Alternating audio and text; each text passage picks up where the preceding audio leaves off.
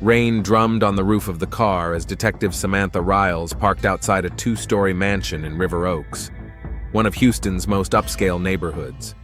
She turned off the engine and covered her eyes for a moment. 6 o'clock on a Monday morning was not a good time to be called in for a murder. For that matter, there was never a good time for a murder at all. Samantha got out of the car, pulling the hood of her raincoat over her head. 2 patrol cars with their blinkers on were already parked in front of the house, diluting the gray morning with blue and red flashes. A young officer in a raincoat met her at the yellow tape of the cordon. "Detective Riles, Officer Gomez. The call came in at 4:30 this morning from the shooter himself. Robert Gardner, 61 years old, chemistry professor at Rice. The victim is his wife, Margaret Gardner, age 59. "Did he give a reason?" Samantha asked, showing her badge and passing under the tape. "Said only that he shot his wife and that he was sorry. Spoke calmly, without emotion." Samantha nodded and walked up the rain-wet porch steps.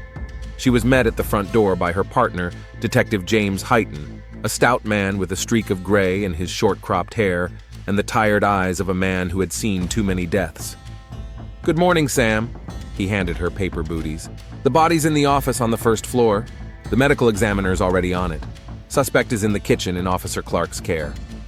Samantha pulled on her booties and entered the spacious, high-ceilinged hallway. The house breathed affluence and refined taste. Paintings on the walls, antique furniture, muted tones in the interior. "They live richly," Hyten remarked, heading for the ajar door at the end of the hallway. "Professor at Rice and publisher of a literary magazine. Not a poor combination," Samantha replied, noting the impeccable order of the house. The order was only disturbed in the study. Samantha paused on the threshold, habitually taking note of the details. A woman in elegant silk pajamas lay on the floor by the desk. Her blonde, lightly streaked hair was strewn across the parquet floor. A burgundy stain blurred under her head, part of her skull blown off by the gunshot. Beside the body was a revolver, a classic Smith & Wesson .38 caliber.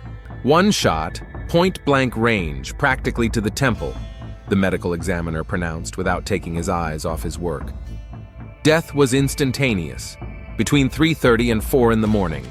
I'll be more specific after the autopsy." Samantha slowly walked around the body. The details were adding up to a strange picture. The surroundings were not just a mess. The chaos looked meaningful. Scattered photographs lay scattered on the floor.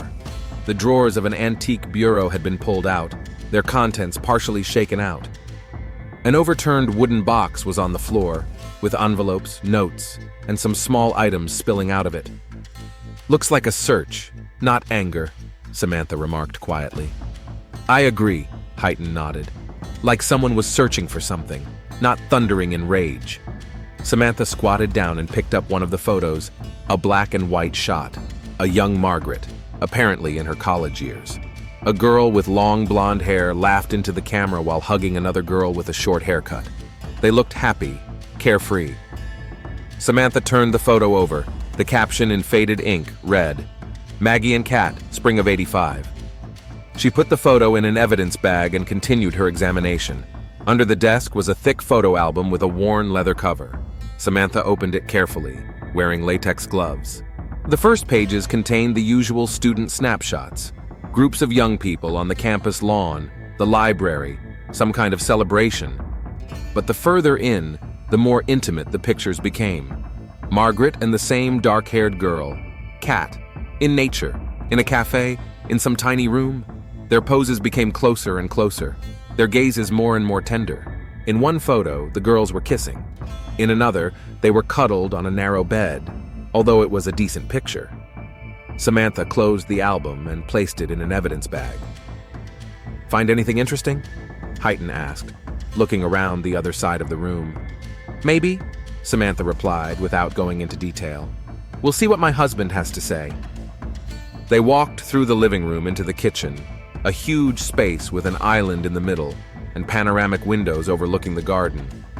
At the table sat a gray-haired man in a house robe over pajamas. A female officer stood next to him.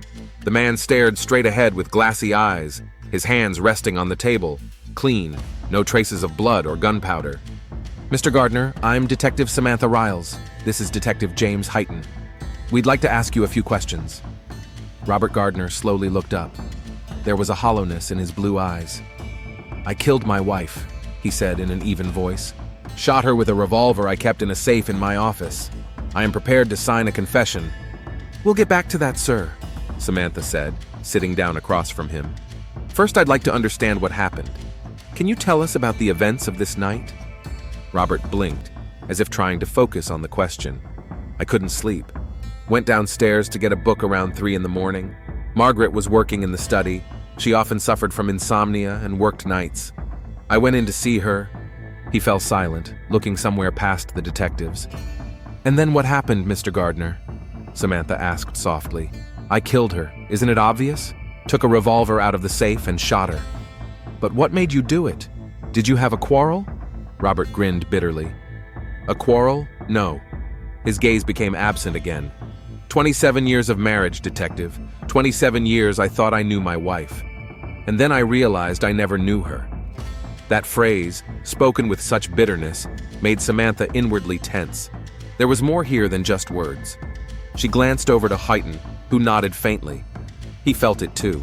"Would you mind explaining what you mean, Mr. Gardner?" Samantha asked, trying to keep her voice neutral. Robert was silent for a long moment, then slowly shook his head. No, I couldn't." He suddenly seemed to wake up, his gaze becoming more meaningful. "I want a lawyer. I admit that I shot Margaret, but I will speak further only in the presence of a lawyer." Samantha nodded, trying not to show disappointment. There was something in his words, some clue to the story that led to this shooting in the quiet house. "Of course, Mr. Gardner. That's your right. James, read Mr. Gardner his rights, please." While Heighton recited the standard wording, Samantha studied Robert. A chemistry professor, 61 years old, with gray hair and wrinkles around his eyes. The face of a man used to thinking a lot. On his left hand is a simple gold wedding ring. 27 years of marriage, he says. Nearly 3 decades together. And then a shot to the head in the middle of the night. "I understand," he said when Heighton finished. "Just let me get changed before we go to the station." "Officer Clark will escort you and stay with you while you change," Samantha said with a nod to the female officer. "No sudden movements, Mr. Gardner." As Robert and Officer Clark walked out, Heighton whistled quietly. "That's a strange murder. No sign of a struggle, no scandal, according to the neighbors. Just decided to shoot his wife in the middle of the night after 27 years of marriage? Something doesn't add up here." "I agree," Samantha nodded, eyeing the spotlessly clean kitchen. "And that mess in the study. It's like someone was looking for something, or found." They returned to the office where the forensics team was finishing up their work. Photos of the body had been taken, evidence had been collected, and now the body was being prepared for transportation to the morgue. "Dr. Lee, what do you think?" Samantha turned to the medical examiner, an older Asian man with attentive eyes behind the glasses. "On the face of it, it's pretty clear, Detective. Death was caused by a single gunshot to the head. At close range, powder residue around the wound. Given the angle of entry of the bullet, she was most likely sitting at a desk with the shooter standing next to her. Time of death is sometime between 3:30 and 4 in the morning, as I said. No other visible injuries. Signs of a struggle? Defensive wounds? None observed. Not under her fingernails or on her hands. She didn't put up a fight." Samantha nodded and walked over to the bureau drawers that had been pulled out. The contents had been thoroughly gone through, some papers torn up as if in a hurry.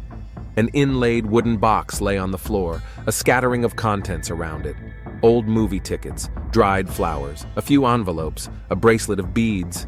"Check the postmarks on these envelopes," Samantha said to one of the technicians, "and comb through any letters you find here. I want to know who Kat or Katherine is and what she has to do with Margaret Gardner." "Do you think there's a third party involved?" Heighton asked, approaching her.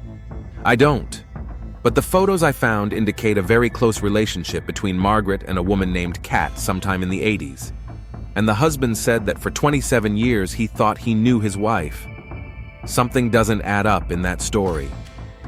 Samantha took another look around the office.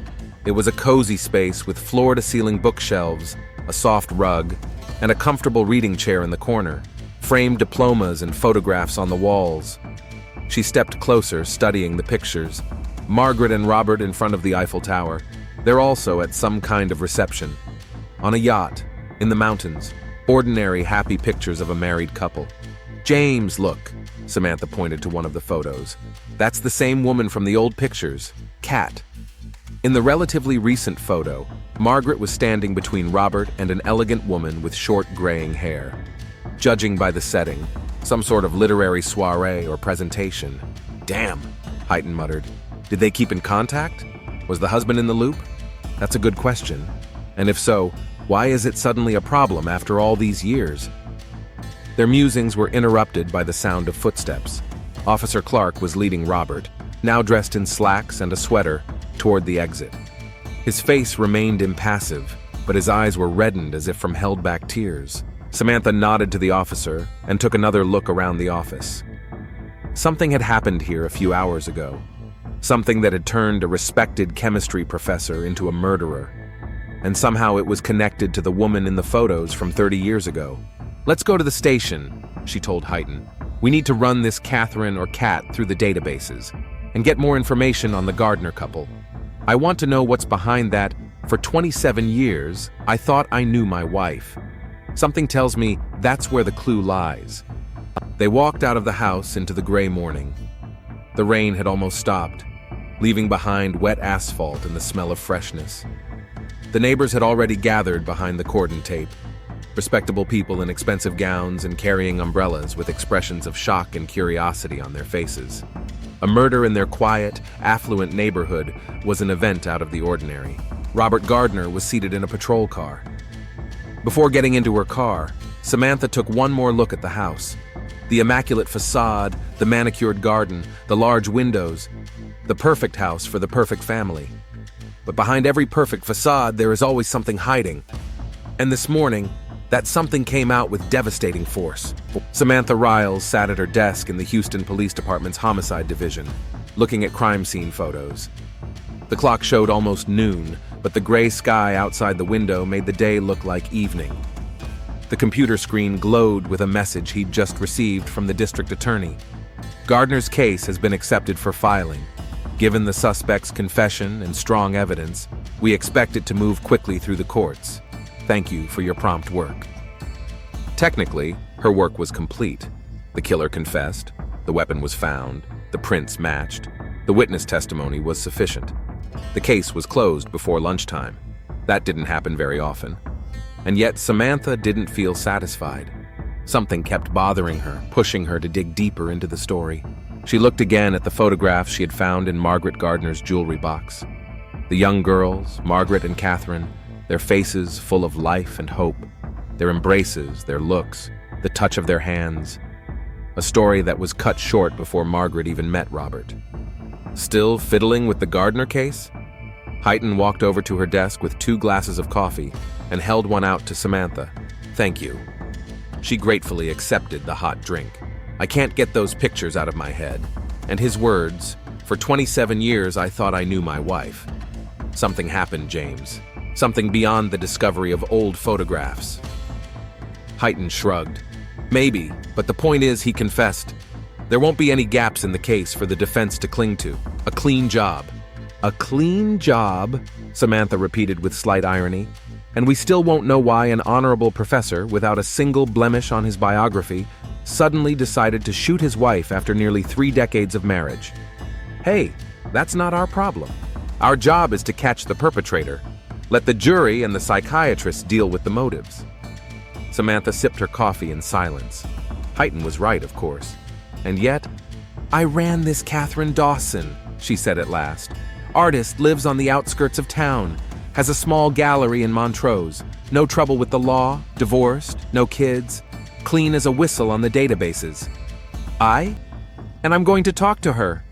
Heighton looked at her with mild surprise. Sam, the case is closed. Why the extra work?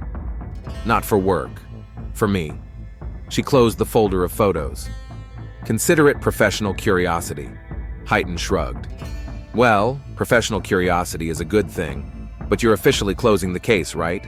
I've got a report to turn in. Of course. The case is closed. We'll follow up on some details in my spare time. Suit yourself. Heighton saluted her with a glass of coffee and returned to his desk. Samantha looked up Katherine Dawson's address one more time, wrote it down, and closed the file. The gallery was called Shadows of Light and was located in the artistic district of Montrose. Samantha decided to stop by there after work. Shadows of Light turned out to be a small space sandwiched between a vintage clothing store and a coffee shop. A glass window allowed her to see part of the exhibit, abstract paintings in bright colors, reminiscent of flames or sunset clouds. The bell jingled as Samantha opened the door.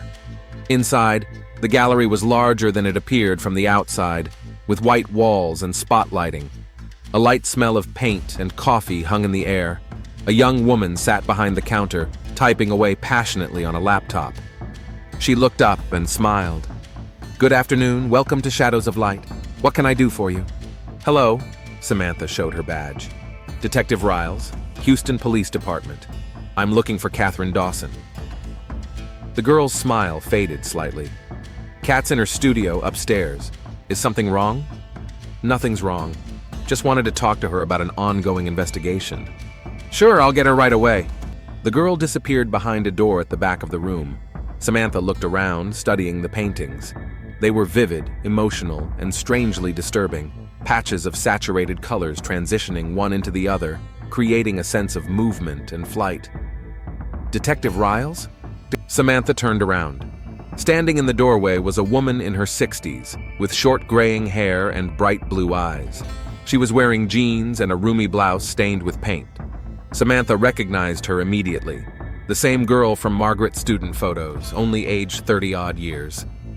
"Miss Katherine, I'd like to talk to you if you have a few minutes." Katherine studied her face carefully, as if trying to read something between the lines. "Of course. Let's go to my studio. We won't be disturbed there." She turned to the girl behind the counter.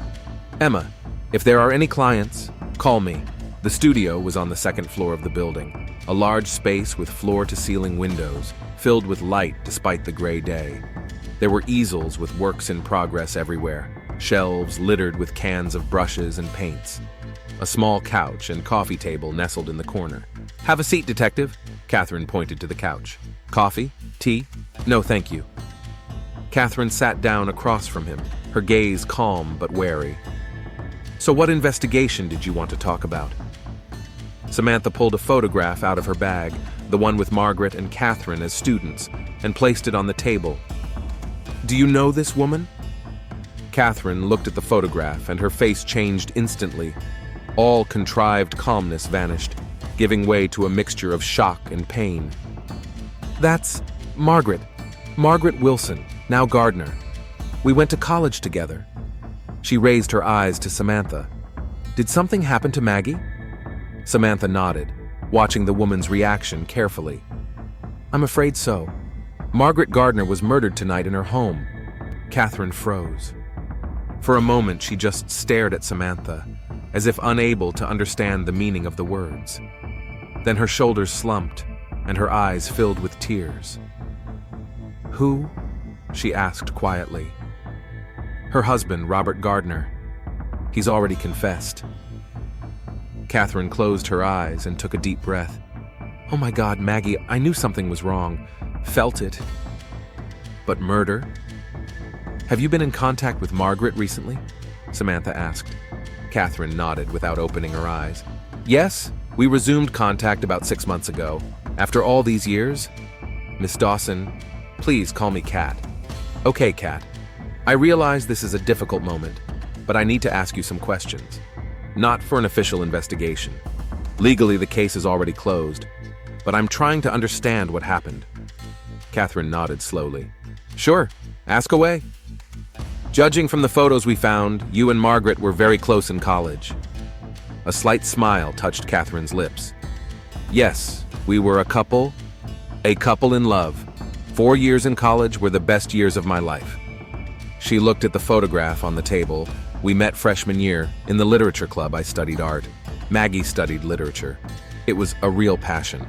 You know that all-consuming feeling where the whole world recedes into the background?" Samantha nodded, though she didn't really know the feeling very well. Her own personal life had always been subordinated to her work. "What happened then? Why did you two break up?" Katherine sighed heavily. "Maggie's family. They were very conservative and well-to-do. Her father is a big businessman, and her mother is from an old family from the South. When they found out about our relationship, there was a scandal. They threatened to cut off Maggie's inheritance, her support. They even promised to expel her from college. Her father had connections on the board of trustees. And Margaret chose family over you? Not right away. Katherine shook her head. We resisted at first. Planned to leave after graduation, to start a life as a couple somewhere more liberal, San Francisco or New York. I was willing to do anything. She was quiet for a moment. But Maggie, she grew up in a certain environment. She was frightened by the break with her family, the social consequences. It was the 80s, detective. Not an easy time for same-sex couples, especially in Texas. So you broke up after college? 6 months before graduation, Katherine answered quietly. She just gave up, Saeed. We were young, that maybe we were taking desire for something more, that she wasn't ready to lose her family and the world she was used to. Katherine chuckled bitterly. I was heartbroken, angry, begging, trying to get her back, and then pride took over. I left right after graduation for New York, like we planned, just by myself. And you haven't talked to each other again in all these years? Practically no. I heard she married a chemist, some promising young scientist. Saw a couple of her publications in literary journals, but no more than that. Until 6 months ago, Samantha remarked. What's changed? Katherine stood up and walked to the window. Rain was beginning to drizzle outside the window. The drops slowly dripped down the glass, distorting the view of the street. Social media, she answered after a pause. I moved back to Houston 10 years ago after my divorce. Opened this gallery. Then 6 months ago, I got a Facebook message from Maggie. She saw my page, knew I was back here, and she wrote. What was the message about? Just a simple hi, and asking if I wanted to meet for coffee. Katherine turned to Samantha, tears in her eyes. 30 years have passed, detective. 30 years, and my heart raced like crazy when I saw her name on the screen. And you met? Yes, a few days later, at a little coffee shop in downtown. I was as nervous as a teenager before a first date. Katherine smiled weakly at the memory. She hadn't changed much. Same eyes, same smile. We talked for 4 hours, about all the life that went on without us in each other's lives. Samantha picked her next question carefully. That meeting, was it just a remembrance of the past, or was it something more? Katherine walked back to the couch and sat down, folding her hands in her lap. At first, just memories. Then a few more meetings, in museums, at exhibitions. I showed her my gallery. She invited me to readings in her literary magazine. Katherine was quiet for a moment. About 2 months after we first met, Maggie confessed that she had never stopped thinking about me, that our relationship was the only real feeling in her life. And her marriage? She said it was comfortable, suitable. Robert is a good man, she said. Kind, intelligent, reliable. They respected each other, they had common interests. But there was never any passion. Did she talk about divorce? Not right away. Katherine shook her head. At first, she just wanted to get back some of what we'd lost. We started seeing each other again, not just as old friends anymore. She faltered. They were non-committal meetings, just two grown women trying to figure out if there was anything left of the old feelings. And there is? Yes, Katherine replied simply. I never stopped loving her. And Maggie, I think she's beginning to realize what a mistake she made 30 years ago. Samantha nodded, beginning to put the pieces of the puzzle together. Kat, you mentioned that you felt something was wrong. What did you mean? Katherine stood up and walked over to a closet in the corner of the studio. From there, she pulled out a small box, remarkably similar to the one Samantha had seen in Margaret's study. About a month ago, Maggie started talking about leaving her husband. Katherine opened the box and pulled out several pieces of paper. At first in hints, then more and more specifically. She said that she was tired of living without true love, that she had spent too many years conforming to the expectations of others, that she wanted to live the rest of her life happily.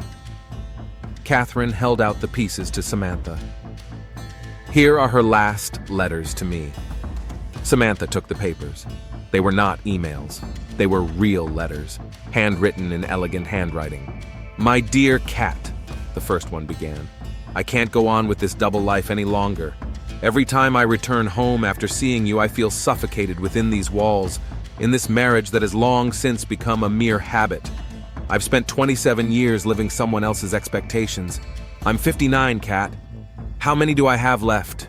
10, 15, maybe 20 years? I want to live them with you, without hiding, without lying. I deserve that. We both deserve. Samantha turned the page. The second letter was shorter and seemed more intense. Kat, I've made up my mind I'm going to tell Robert this weekend. It's going to be a hard conversation, but he needs to know the truth. The whole truth, including that I'm coming back to you. He deserves honesty after all these years. I don't know how he'll react. We've never talked about my past, about you.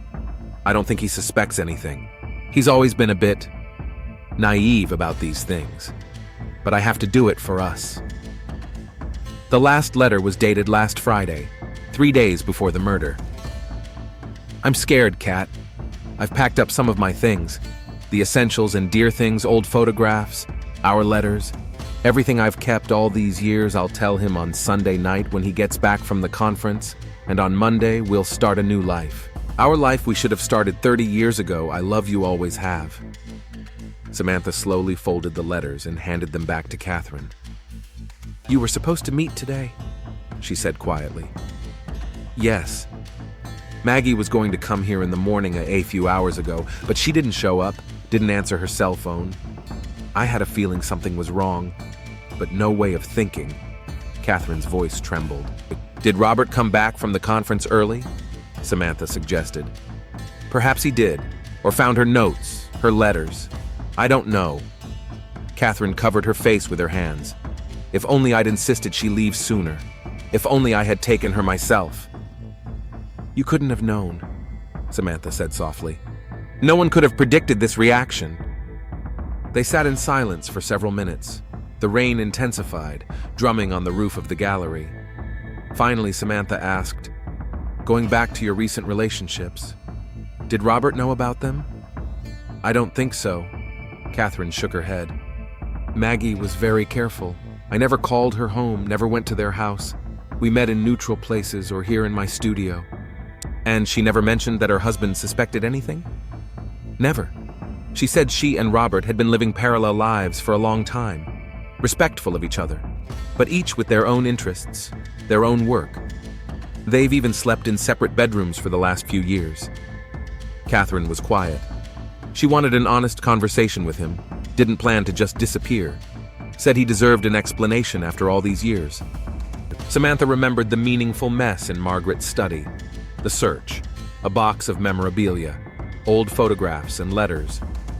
Perhaps the conversation did take place, she said quietly, just not in the way Margaret had planned. Katherine raised her eyes full of tears. So I'm to blame for her death? If we hadn't resumed our relationship?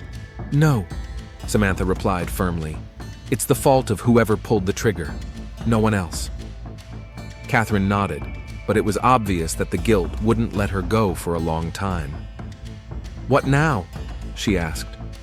Robert Gardner has confessed to the murder. The case will go to trial. Given his clean confession and no criminal record, he'll likely get anywhere from 25 years to life. And me? No one will bother you officially. Information about your relationship with Margaret will likely come up during the trial, but you're not a witness to the crime or a suspect. Samantha stood up. Thank you for the frank conversation, Kat. You've helped me understand what happened. Can I see her? Say goodbye? Katherine asked quietly. After the medical examiner finishes his work, the body will be turned over to the family to make funeral arrangements. You'd better contact them directly. Katherine grinned bitterly. The family, that is Robert, who is now in prison, or her relatives who ruined our lives 30 years ago and don't even know I exist. Samantha didn't know what to answer. She simply put her hand on Katherine's shoulder, a gesture of sympathy, inappropriate perhaps, but sincere. I'm sorry, she said finally. Me too, Detective, Katherine replied quietly. Me too. Samantha Riles sat in the interrogation room, waiting for Robert Gardner to be brought in. A folder of photographs and forensic reports lay on the table in front of her. Her conversation with Katherine Dawson had changed her understanding of the case. Now, she knew the truth about Margaret's past and her plans for the future, which were not destined to come true. The rain outside the window had finally stopped, but the sky remained draped in heavy gray clouds. The door opened, and 3 men entered the room. The officer, Robert Gardner, and a man in an austere suit with a leather briefcase, apparently a lawyer. Robert looked gaunt and aged, as if he had lived several years in the intervening hours. His silver hair was disheveled, his eyes were red, and gray stubble was showing on his cheeks. "Have a seat," Samantha said, nodding to the chairs opposite. Robert slowly lowered himself into a chair, his lawyer next to him. The officer stepped out, closing the door behind him. "Professor Gardner, this is a formal interview before the case goes to trial," Samantha began. "You can refuse to answer any question. Your attorney can interrupt the interrogation at any time. Anything you say is recorded and can be used in court." "My client is aware of the situation, Detective," the attorney, a personable middle-aged man, interjected. "I'm Michael Bloomfield, assigned defense counsel. Professor Gardner is cooperating with the investigation and confirms his confession to the murder of Margaret Gardner." Samantha nodded and turned on the recorder, giving the date, time, her name, and the names of those present. She then looked at Robert carefully. "Professor Gardner, I would like you to elaborate on the events leading up to your wife's death." Robert raised tired eyes to her. "I've already told you. I shot her in the head with a revolver I kept in the safe. What more do you want?" "I need a complete picture of what happened," Samantha replied calmly, spreading out the crime scene photos in front of her. "What led up to the murder? What happened Sunday night and Sunday night?" Robert shifted his gaze to the photographs, and his face trembled when he saw a shot from an old album of a young Margaret embracing another girl. "Where did you get that?" "That picture was found at the crime scene," Samantha replied as she watched his reaction. "I've also spoken to Katherine Dawson." At the mention of Katherine's name, Robert flinched. "You spoke to her?" "Yes," Samantha nodded. "I know about their relationship in college, and about their renewed contact a few months ago, and about your wife's plans to leave you." The lawyer cast a quick glance at Robert, but the man didn't seem to notice it. He was looking at a photograph of young Margaret and Katherine embracing, looking into the camera. 27 years, he said quietly. "We've been together 27 years. I thought I knew her, and it turns out I never did." Those words were almost a verbatim repeat of what he had said the morning of his arrest. Samantha felt herself getting closer to the point. "Professor Gardner, how did you find out about your wife's past, and about her plans to leave you?" Robert was silent for a long time before he began to speak. "I was supposed to be at a conference in Dallas this weekend, a 3-day organic chemistry conference, and I was the guest speaker." He rubbed the bridge of his nose under his glasses. "But Saturday night I got sick. Something with my stomach, probably food poisoning. It was so bad I decided to come home. Arrived Sunday morning, unexpectedly for Margaret." He paused, gathering his thoughts. She looked strange, nervous, fussing. Said she was going to spend the day at the gallery, working on a new issue of the magazine. She always worked on Sundays, so it wasn't unusual. I lay down to rest, still feeling faint. "And what happened next?" Samantha asked. "I woke up around 3 in the afternoon. Margaret wasn't home. I was feeling better and decided to go up to the attic. I was looking for a box of paperwork for the IRS that I'd been meaning to sort through for a while." Robert swallowed. "And that's where I found Margaret's old suitcase. I'd never seen it before. It was behind the boxes of Christmas decorations." "And you decided to open it?" "Yes. Thought maybe there were some old financial documents in there." Robert took off his glasses and rubbed his eyes tiredly. "There were pictures inside. Letters, diaries, a whole life I knew nothing about." "A life with Katherine Dawson," Samantha clarified. "Yes," Robert nodded. "At first I was just leafing through, not realizing what I was seeing. Pictures of Margaret with some girl. Then I started reading the letters and the diaries." He grinned bitterly. "I spent hours in the attic reading about my wife's great love, a love that had nothing to do with me." "What was in the letters and diaries?" "The story of their relationship, how they met, how they fell in love." their future plans to live together in New York or San Francisco after college. Then the notes about how Margaret's parents found out about everything and threatened to deprive her of everything. Money, support, even the chance to finish her degree. Robert shook his head. And then, the most interesting part, the breakup records, about how Margaret decided she couldn't go against the family, and the records of meeting me. He looked directly at Samantha, an infinite weariness read in his gaze.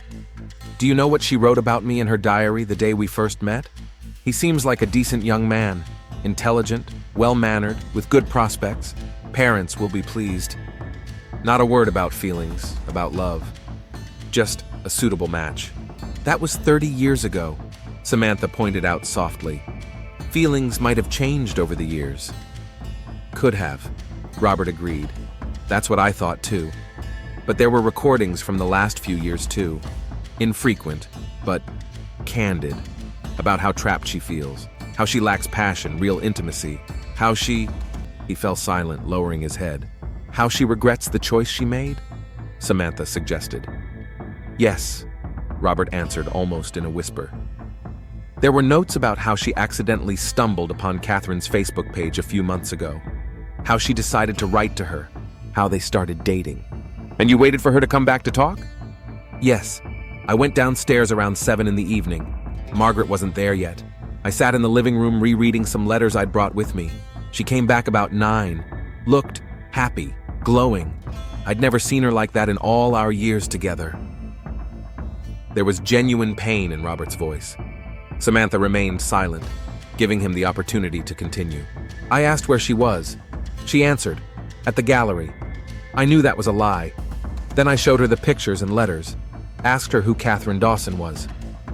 How did she react? Shock at first, then a strange relief. Robert shook his head. She said she was going to talk to me tonight, that she wanted to finally be honest, that she couldn't live a lie anymore. And what happened next? We talked for hours. She told me everything, about her love for Katherine as a young girl, about the pressure from her parents, about how she chose social approval and security over true love. Robert chuckled bitterly. Said she respected me, appreciated the years we'd spent together, but that she'd never loved me the way she loved Katherine, and that she's renewed her relationship with her, and was going to leave me. Robert's lawyer made a gesture as if he was going to intervene, but Robert shook his head. It's all right, Michael. I want to tell the truth, the whole truth. He turned back to Samantha. You know what shocked me the most? Not that my wife once loved a woman, not that she's dating her again. It was that our whole life was built on lies, that I was, a fallback, a safe choice, that for 27 years I loved a man who used me as a shield against society's disapproval. You were furious, Samantha said. Strangely, no. Robert shook his head. I was devastated, literally physically felt something inside me crumbling. All the memories, all the moments together suddenly took on a different meaning. Every time I said I loved her and she said the same, was it true on her part? When she smiled at me, was she thinking of someone else? When we made decisions about our lives, how many times did she give in simply because she didn't care? He fell silent, staring into space. We went to separate rooms around midnight. I couldn't sleep, kept going over and over our life in my head, rehashing every moment. Robert let out an intermittent sigh. About 3 o'clock in the morning, I went down to get a book. Passed by her office, there was a light on. I peeped in. She was sitting at her desk, writing something. Didn't notice me at first. What was she writing? A letter. Katherine's, probably. Or a diary. I don't know. Robert clenched his fists. I went in, asked if it was true that she never loved me, that she only chose me because I was a socially acceptable option. And what did she say? Robert closed his eyes. She said, Robert, I chose you because you were a good man, because with you I could create the life that was expected of me. We built something meaningful together. But what I feel for Katherine is different. It's a love that has never faded, and I can't give it up anymore, not at my age when every year counts. Samantha saw his hands trembling, and then I just broke down, went upstairs, opened the safe, took out the revolver, went back to her office. She was still writing, didn't look up when I came in. Robert opened his eyes, his gaze dry and blank. I pointed the gun and fired. Once. In the temple. She didn't even have time to realize what was happening. A heavy silence hung in the room. Samantha stared at the man in front of her. Not a monster, not a cold-blooded killer, but an ordinary man whose world had crumbled overnight. "How did you feel after the shooting?" she asked quietly. "Nothing." Robert shook his head. "Absolutely nothing. I sat in a chair in the living room and sat there for almost an hour. Then I called the police." The lawyer put a hand on Robert's shoulder. "I think that's enough for today, Detective. My client is cooperating with the investigation, but he's emotionally exhausted." Samantha nodded, turning off the recorder. "One more question, Professor Gardner. Were you aware of Katherine Dawson's existence before you found the letters and diaries?" "No," Robert replied. "Never heard of her. Margaret never mentioned her relationship in college. It's like that part of her life just didn't exist." "Thank you for your cooperation," Samantha said, gathering up the photos. "The officer will escort you back to your cell." As Robert was led away, Samantha sat at the table for a long time yet, staring at the wall. The story she had heard was infinitely sad. A life built on giving up true love for the sake of social norms. A marriage held together by convenience and habit rather than passion. Secrets kept for decades, and a man who would suddenly find out that everything he thought was real was only a shadow of the truth. She remembered Katherine's words that Margaret was going to start a new life today, to begin anew after 30 years. But the morning of the new life had turned out to be the finale of the old one, a headshot from the man she'd spent nearly 3 decades with. The case was closed. The killer confessed, motive established, all the details recorded for trial. Good work, as Heighton would say. Still, Samantha felt a heavy weight on her heart. She left the interrogation room and headed for her desk. It was starting to get dark outside. The workday was coming to an end. Heighton waved to her from the other end of the office. "How did the interrogation go? Did you get anything interesting?" "The entire conversation is recorded," Samantha replied, sitting down at her desk. A heartfelt confession, jealousy, resentment, shock, a classic cocktail for a passionate murder. "Excellent!" Heighton clapped his hands. "Case closed, perp behind bars, no leads for the defense. Clean job, Sam." "Clean job," Samantha echoed.